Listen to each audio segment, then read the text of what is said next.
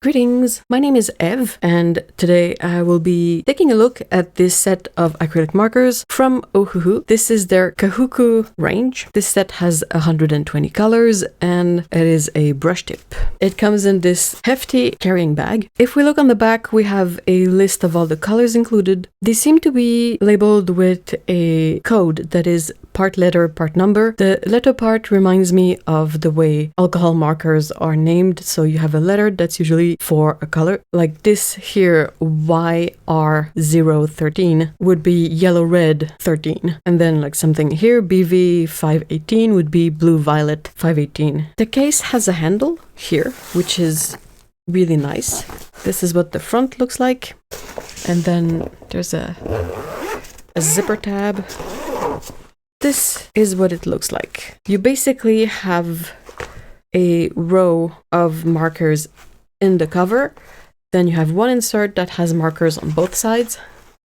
Then another insert with markers on both sides. And then you also have a row of markers in the bottom compartment of the case. What is interesting here is the fact that we have two charts and one is black paper. I think it's the first time I see a set including a chart on dark paper, so you can try these markers for their opacity and how they look on darker paper. And it's quite appreciated to have a chart for these because 120 colors, that's a bit of a time-consuming job to set up by hand. So I'm excited to swatch these on these cards. And then we also have a little user manual in multiple languages. So these are direct ink markers, meaning that you don't have to push the tip to get the ink flowing. The ink should be flowing already. It says to shake the marker well before first use to mix the ink evenly. I'm not going to go through every single instruction because there's a few that are more context related than general instructions. As far as more general stuff, there is the shaking thing that I mentioned, and then they say these markers work on paper, metal, plastic, and more. And then when you layer color, to allow the first layer to dry completely before applying a next layer for more vibrant results. If the ink separates during use, they say to shake the marker again and to draw a line about 10 centimeters long on paper to restore a smooth flow. Finally, as with every marker, they will recommend that you keep them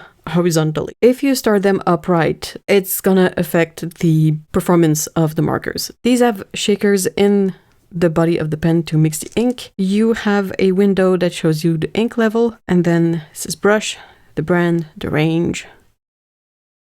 There's no info of the color number on the body, but the end of the body is the same color as the cap, and the cap has the color number on it. These don't unscrew, I think. I don't think you can remove the body. It's all connected. It's all one piece, and the ink is stored in the body. So I will go test these out. I will swatch them, I will draw something with them, and I will be right back with my impressions on these markers. See ya in a bit.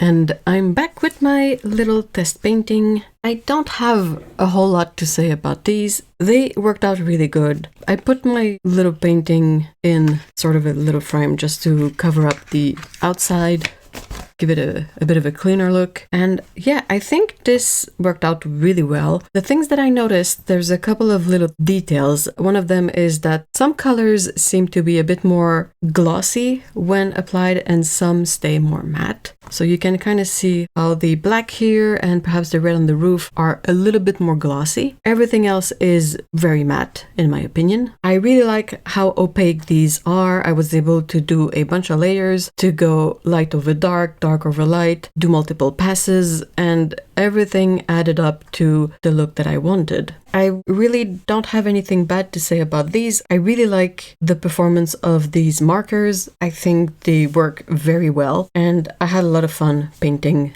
this little scene with them.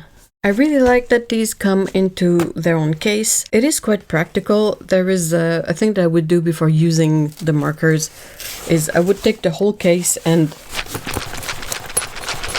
you know, shake the whole thing to get started on the markers because there's a lot of them and I don't necessarily know which ones I'm going to use when drawing with these. So I give them a little bit of a shake before getting started on a project, and then I try to remember to shake every pen before using it. It worked out really well. I didn't notice anything that was unexpected, to be honest. I will say that the 2 color charts that came with the set are very helpful when using the markers. It is very, very helpful to see the colors on the white paper. Sometimes colors will have a bit of a color shift. They look one way when they're wet and they look a bit different when they're dry. And if I was to rely only on the color of the ink in the pen, I might, not pick exactly the color that I wanted, but having these as a reference is helpful. And then having a chart that is black paper is also incredibly useful. I don't necessarily draw on black paper, but this is indicative of the coverage of the colors. So if I have to correct a mistake or change the color of something, and if I have to put color over a darker color, this helps me figure out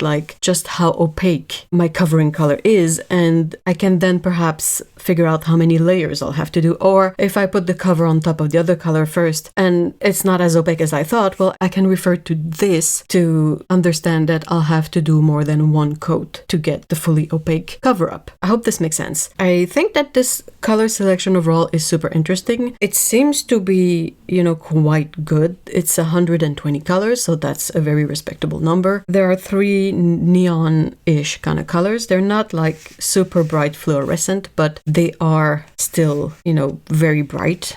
So I've shut down most of my lights and I have my little UV flashlight, and if we take a look at the colors like this, you can kind of see which ones have a fluorescent dye in them. They're the ones that will be sort of glowing more than the others. You see, the 3 fluorescent color, they really show you the effect, and then if you look at the other colors, like this one here has a bit of a fluorescent dye in it, this one here does too, these pinks perhaps, this one here also has it, and then same on the white paper. You will be able to see which colors have a bit of a neon dye in them to some varying degrees, and that would usually indicate what is gonna fade first. Now with these, there's not any sort of pigment information, there's no light fastness information. With any medium that I don't have very precise info on that, I always assume that it's not light fast. So I would assume that these are not light fast, and I would take the precautions necessary if I wanted to have something framed or on the wall or whatever. But having the UV light and testing out the colors for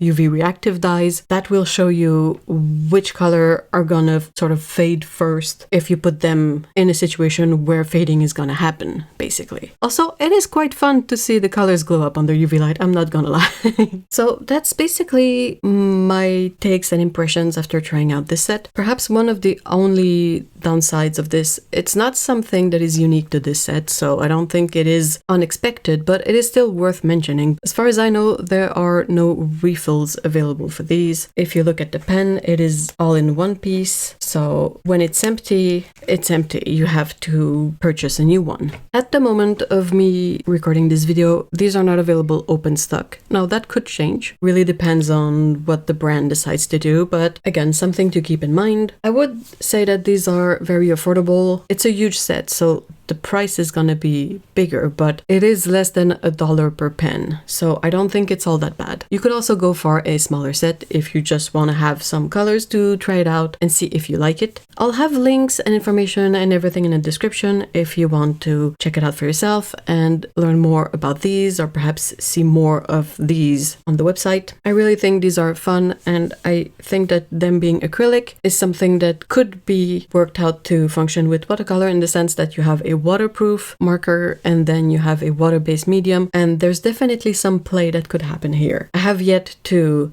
play with it, but this is something that I like of acrylic medium in this format, is the fact that it's waterproof. Let me know what you think about this set. I would love to read your thoughts in the comments. Again, a great big thank you to OHUHU for sending me these to try out. I had a lot of fun. I will also have links in the description to the live stream where I painted most of this, if you want to see it in real time or something. Now, the live streams are very casual and chill, but yeah, I did paint a big part of this during a live stream. Thank you so much for watching again, and see you all in the next one. Take care. Bye bye.